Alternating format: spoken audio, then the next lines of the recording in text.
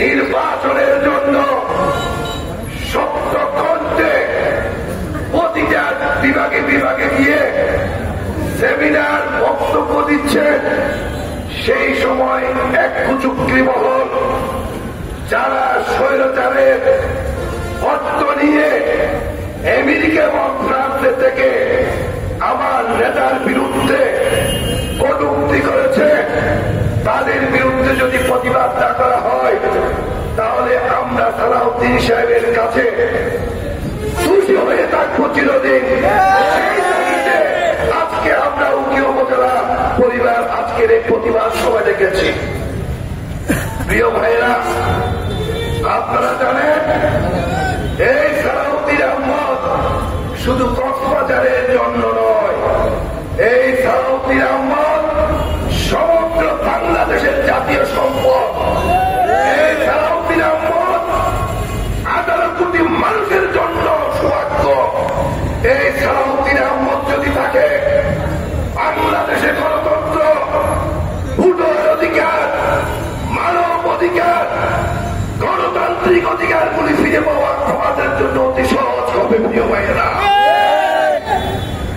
সালাউদ্দিন আহমদের এক একটা বক্তব্য যখন ওই দূষণ এবং ভারতের বিরুদ্ধে কামানের কুড়ার মতো যাচ্ছিল, সালাউদ্দিন আহমদ যখন ভারতের গুলামির পথ থেকে এদেশের মানুষকে জাতীয়তাবাদের শক্তির মধ্যে আনতে চাচ্ছিলেন, এই সময় তার বিরুদ্ধে ষড়যন্ত্র আরম্ভ হয়ে গেল।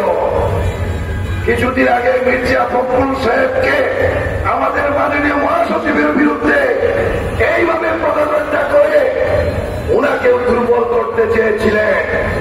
এখন যখন বিএনপির মুখপাত্র হিসাবে সারা বাংলাদেশে সালাউদ্দিন আহমদ চষে বেড়াচ্ছে, এই সালাউদ্দিন আহমদকে আবার স্তব্ধ করার জন্য এই হাসিনার টাকা দিয়ে আমেরিকায় বসে মদ খেয়ে খেয়ে নারী নিয়ে উলট পালট বক্তব্য দিয়ে যাচ্ছে। আপনারা এগুলি বন্ধ করুন। ইলিয়াস সাহেব কি বলেছেন? সালাউদ্দিন আহমদ নাকি নিজেই গুম হয়েছিলেন। এই মিথ্যা কথার প্রতিবাদ জানাচ্ছি আমি নিজেই।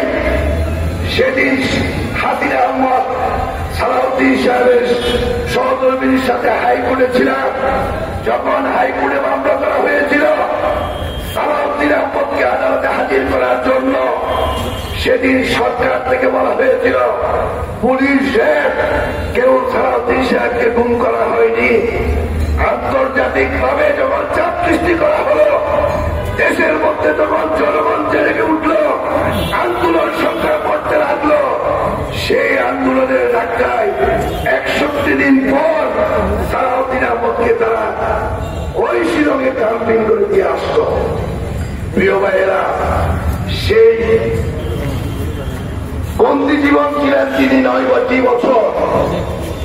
একটা গেস্ট হাউসে তিনি ছিলেন, যে গেস্ট হাউসে উপরে ছিল একটা টিনের ছাদ। আজকে ইলিয়াস পড়ছে ভারতে নাকি উনি 5 স্টার হোটেলে ছিল। সেই গেস্ট হাউসে আমি সুলতান মাহমুদ সালাউদ্দিন আহমদকে দেখতে গিয়েছিলাম। একটা সাধারণ রুম উনি ভাড়া করে থাকতেন। উনার সাথে যারা দেখা করতে যেতেন, একটা ড্রয়িং রুম ছিল সবার জন্য, সেখানে উনি সাক্ষাৎ দিতেন। অবস্থা ছিল, উনি কাঁদতেন গেলে আমাকে সুলতানকে পেয়ে উনি কেঁদে বলেছিলেন, মুঘল সম্রাট বাহাদুর শাহ দেশপ্রেমিক হিসাবে ইংরেজদের বিরুদ্ধে যুদ্ধ ঘোষণা করেছিল দেশের সার্বভৌমত্ব রাখার জন্য। আর আমি মানুষের জন্য গণতন্ত্রের কথা বলতে গিয়ে, মানুষের জন্য ভোটার অধিকার জন্য কথা বলতে গিয়ে আজকে আমাকে এই ক্রিয়ার মতো শিরকের জায়গায় আজকে এই শেখ হাসিনা আমাকে নির্বাচনে নিয়ে আসতো গুম করে। হয়তো আমার জীবন আমি বাংলাদেশে যেতে নাও পারি, হয়তো আমার মৃত্যু ইন্ডিয়াতে হতে পারে।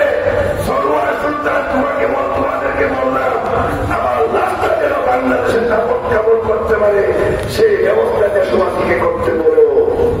আমি সুলতান কেঁদেছিলাম উনার সামনে বসে, একজন দেশপ্রেমিক